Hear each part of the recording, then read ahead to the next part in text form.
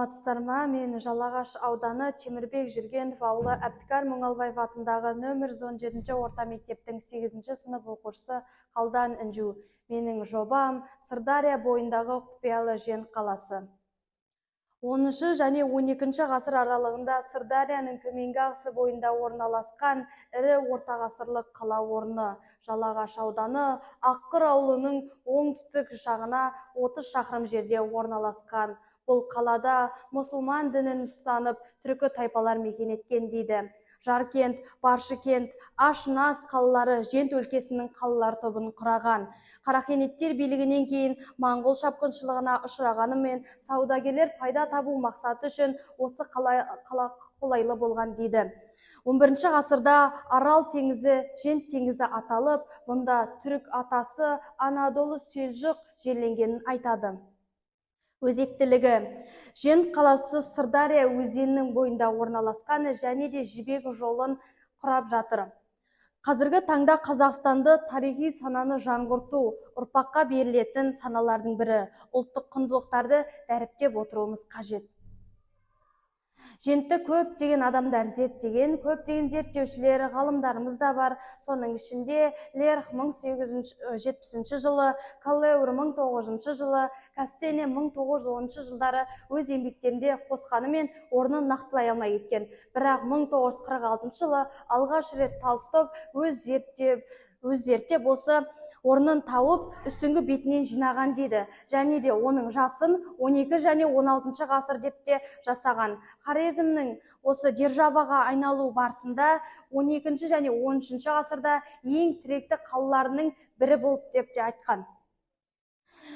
Жент туралы көптеген біздің бағана айтып өткенімдей ғалымдар, зерттеушілер жасаған.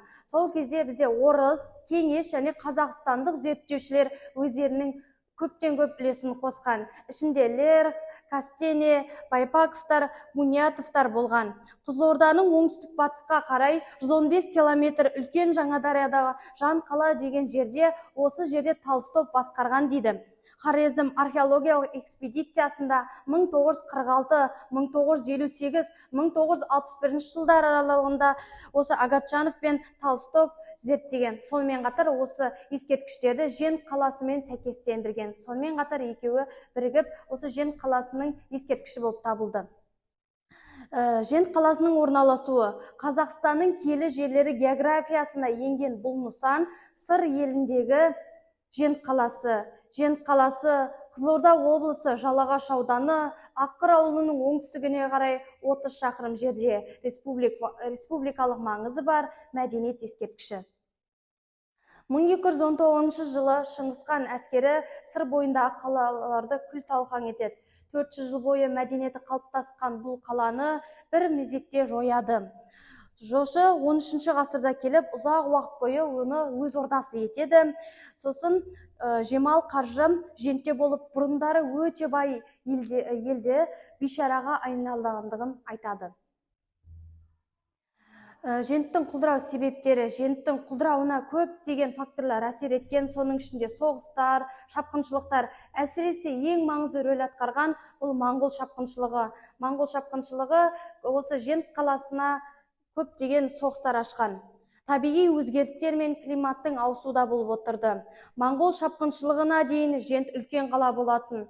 Қаншама зобалаңға ұшыраса да, ол сауда-саттыққа қолайлы қала болып қала берді. Бұл жерде саудагерлер саудасын мақтап, өз табыстарын мақтанып отыратын. Қала базарлары көлгөсір, ол жерде ылғи да таразы басы құбылып тұрады деп 13 ғасырдың оқымыстысы Жемал Қаржы айтқан екен. Мына жерде Жент қаласы осы 12 мен 16 ғасырларда өмір сүрген қалалардың бірі, Хорезмнің ең тіректі қаласының бірі болған екен. Сонымен қатар бұл жерде Баршыкент, Жанкент, Асанас қалалары Жент өлкесінің қалалар тобын құрады. Қаланың орны қазіргі уақытта 40 гектардан астам аумақты алып жатыр. Менің әзірлеген бейнем.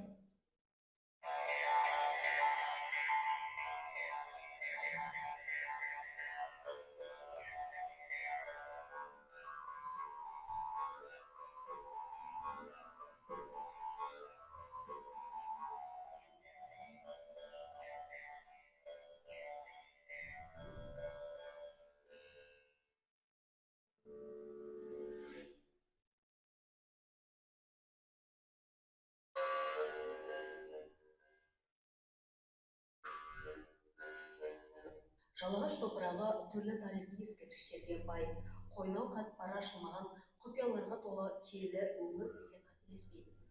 Солардың бірі республикалық маңызы бар орта ғасырлық Жент қаласы.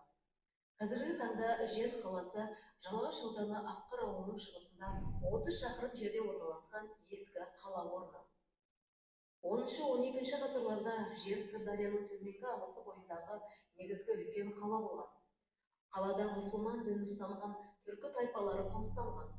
Осы маңда орналасқан Жент, Баршынкент, Асанас, Хувар қалалары бірігіп Жент өлкесінің қалалары тобын құрады. Қала көркейіп үлкен беделге ие болғаны, сондай кейбір тарихи деректерде Арал теңізі Жент көлі деп жазған деректерде кездеседі. 12-13 ғасырларда Жент қаласы Хорезм мемлекетінің дүниежүзілік державаға айналу барысында Сыр өлкесіндегі тіректі қаласы деседі. Аталған қала Хорезм шахтардың хаттарында Фатхнаме деген жоғары мәртебелі атауға ие болған. Қорытындылай келе, Жент қаласы тек сауда орны емес, қолөнердің дамыған жер емес, ол мәдениет пен тарихымыздың кепілі. Археологиялық және тарихи деректерде оның жоғарғы деңгейде дамыған дәлелдейді. Қалашықтың құрылысы және табылған жәдігерлер ол қалалардың өте жақсы дамығанын айқын дәлелдеп тұр. Бүгінгі таңда Жент қалашығын зерттеу, өткенімізді тану, ұлттық тарихымызды терең түсіну үшін аса маңызды құндылықтарымыздың бірі. Назарларыңызға көп рахмет.